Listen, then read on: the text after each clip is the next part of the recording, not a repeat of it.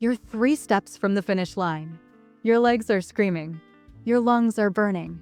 And there's this voice in your head whispering, just stop. It's not worth it. So you do. You quit.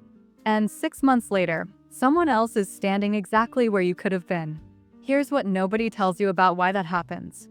I'm your friend from Mindly, where we break down the psychology behind the behaviors that shape our lives. And today, we're talking about something that separates people who achieve their goals from people who don't: perseverance. By the end of this video, you'll understand exactly why your brain is wired to make you quit when you're closer than you think, and more importantly, what you can do about it. Because here's the thing, most people don't fail because they lack talent. They fail because they don't understand how their own mind is sabotaging them. The real battle inside your brain. Let's be real. Perseverance isn't about motivation posters or inspirational quotes. It's about what happens in your brain when things get hard. And things always get hard right before the breakthrough. Always. Your brain has one primary job: keep you alive. Not make you successful. Not help you achieve your dreams. Just keep you breathing. And from your brain's perspective, struggling toward a goal that might not work out? That's a threat. That's wasted energy. That's risk. So what does it do? It hits you with what psychologists call the dip, that moment when the initial excitement wears off, progress slows down, and every fiber of your being wants to quit. And here's the kicker. This dip happens to everyone. The person who made it and the person who gave up both felt the exact same thing. The only difference? One of them kept going anyway. What people with true perseverance actually say. Let me show you something interesting. People who've mastered perseverance don't talk the way you'd expect. They say things like, I don't feel like it either, but I'm doing it anyway. This sucks right now, and that's exactly why I need to keep going. I've failed at this 7 times. Let's try number 8. I'm not special. I just didn't stop when it got boring. Some days I move forward an inch. That still counts. I gave myself permission to do it badly as long as I do it. The voice telling me to quit? Yeah, I hear it. I just don't listen. I'm not motivated. I'm committed. There's a difference. Notice something? No toxic positivity. No pretending it's easy. Just raw honesty about how hard it is and doing it anyway. The story of Jonathan. Let me tell you about Jonathan. He's been working on his business for 18 months. Not 18 days. 18 months. His friends stopped asking how it's going because they're tired of hearing about it. His family keeps suggesting he get a real job. And honestly, some days he agrees with them. It's Thursday night, 11 p.m. Jonathan is staring at his laptop. He's launched 3 different versions of his product. The first one, 5 sales. The second, 3. The third, 8. He did the math. He's made about $2 an hour for a year and a half of work. His college roommate just posted about his promotion. 6-figure salary. Corner office. Jonathan feels that familiar burn in his chest. The one that whispers, you're wasting your life. But here's what's actually happening in Jonathan's brain. His amygdala, the fear center, is screaming danger. It's showing him images of failure, embarrassment, wasted time. It's flooding his system with cortisol, making everything feel hopeless. But there's another part firing too. His prefrontal cortex. The part that remembers why he started. The part that sees patterns he couldn't see 6 months ago. The part that knows he's learning. Jonathan closes his laptop, takes a breath, opens it back up. 1 more hour, he says. Just 1 more hour. 6 months later, version 4 hits. It works. Not because Jonathan was special, because he stayed in the game long enough to figure it out. How this actually works in real life.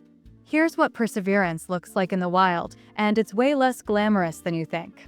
At work, it's the person who reduced the presentation for the 5th time because the first 4 weren't quite right. While everyone else submitted good enough, they're still refining. Not because they're perfectionists, because they know the difference between good enough and actual good. In relationships, it's showing up for the hard conversations. It's not bailing when your partner is going through something difficult. It's choosing to work through the boring middle part instead of chasing the next exciting beginning. With family, it's calling your mom every week even when the conversations feel repetitive. It's showing up to your kid's soccer game when you're exhausted. It's maintaining connection when it would be easier to drift apart. In friendships, it's being the person who doesn't disappear when life gets busy. It's texting back. It's making plans and actually keeping them. It's consistent presence, not occasional excitement. And here's what people miss. Perseverance in one area trains your brain for perseverance in all areas. It's a skill, a muscle. And like any muscle, it gets stronger the more you use it. The science nobody talks about. Your brain runs on a neurotransmitter called dopamine. You've heard of it, the feel-good chemical. But here's what they don't tell you. Dopamine doesn't reward achievement. It rewards progress toward a goal. When you start something new, dopamine is flowing. Everything's exciting. You're learning fast. Your brain is basically throwing you a party. But then, you hit the plateau. Progress slows. The dopamine drops. And suddenly, the same activity that felt amazing 2 weeks ago feels like pulling teeth. This is where most people quit. Right here. They think something's wrong. They think they've lost passion. They think it's a sign to try something else.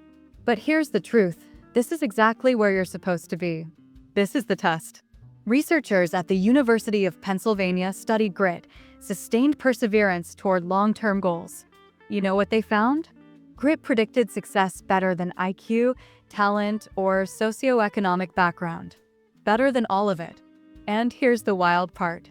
Grit isn't something you're born with. It's something you build. Every time you push through when you don't want to, you're literally rewiring your brain. You're strengthening the neural pathways that control self-discipline. You're teaching your prefrontal cortex to override your amygdala. Your brain is plastic. Neuroplasticity. It changes based on what you do repeatedly. So every time you keep going when it gets hard, you're not just achieving that one goal. You're becoming a person who finishes things. Why relationships make or break your perseverance? Here's something nobody wants to admit. The people around you will either fuel your perseverance or destroy it. And most of the time, they're destroying it without even meaning to. Your family sees you struggling and they want to protect you.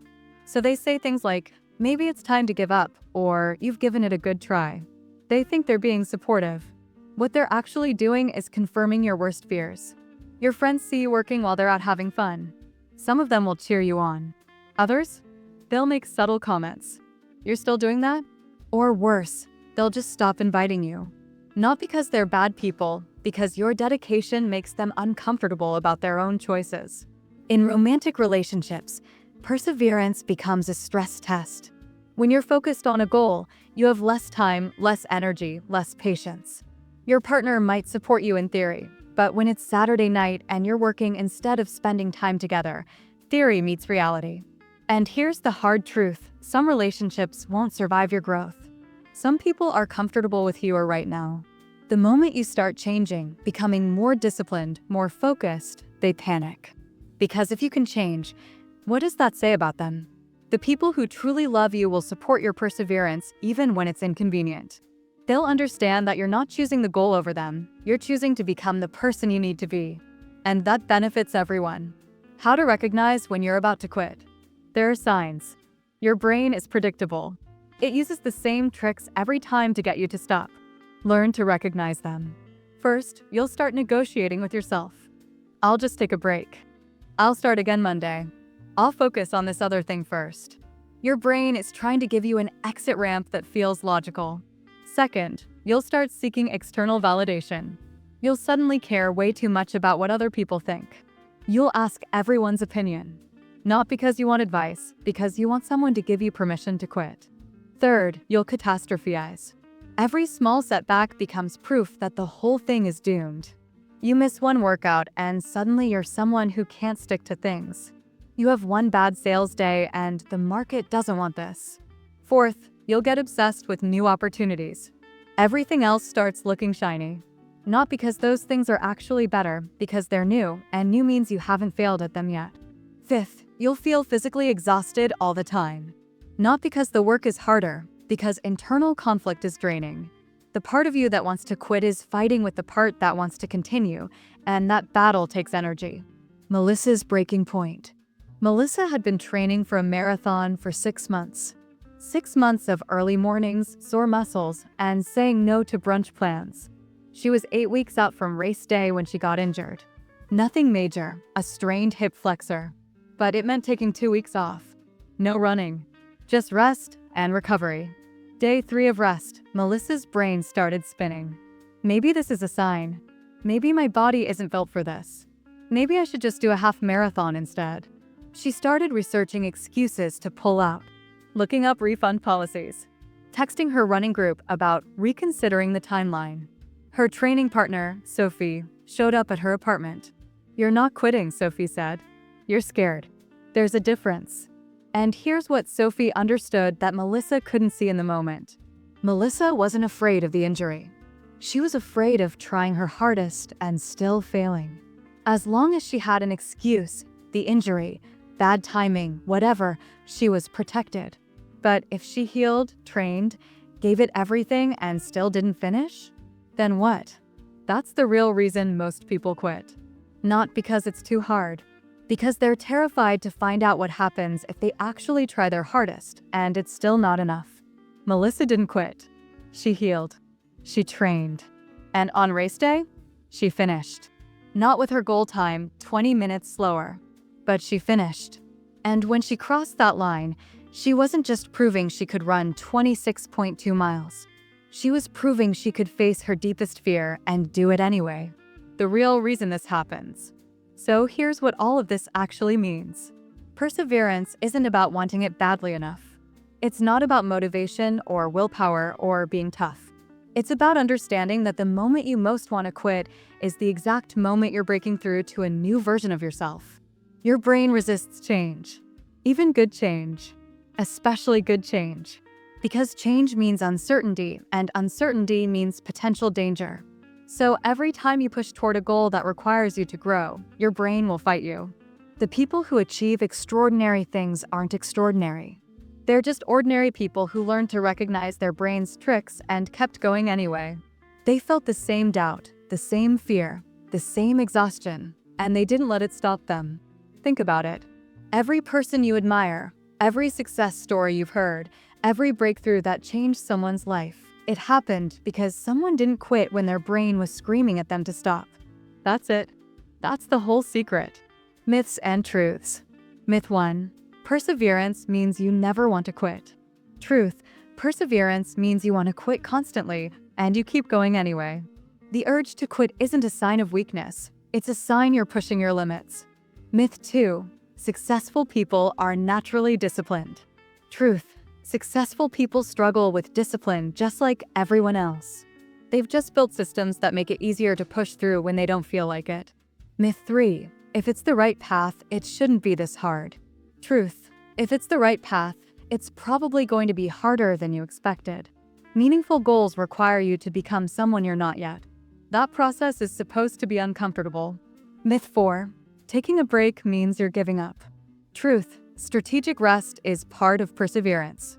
The difference between a break and quitting is whether you have a plan to come back. Myth 5. You need to be motivated to keep going. Truth. Motivation is an emotion. It comes and goes. Perseverance is a decision you make regardless of how you feel. Commitment, not motivation, is what carries you through. Myth 6. If you have to force it, it's not meant to be. Truth. Everything worth achieving requires force sometimes. The question isn't whether you have to push yourself, it's whether what you're pushing for actually matters to you. What this means for you. Look, here's the bottom line. You're going to face moments where quitting feels like the smartest, sanest, most logical option. Your brain will give you 1,000 reasons why stopping makes sense. And some of those reasons might even be valid. But here's what you need to know. The version of you that achieves the thing you want doesn't exist yet. That person is built through the process of not quitting. Every time you push through when it's hard, you're creating that version of yourself. Not someday. Right now. The next time you feel like giving up, pause. Ask yourself, is this really impossible, or is my brain just trying to protect me from discomfort? Am I actually at my limit, or am I just at the edge of my comfort zone? Because here's what I've learned. The edge of your comfort zone and your actual limit are miles apart. Most people never find out how far they can actually go because they stop at the first sign of discomfort. You've got goals. dreams, things you want to achieve. And somewhere between where you are now and where you want to be, there's going to be a moment where your brain tells you to turn back. That moment is coming.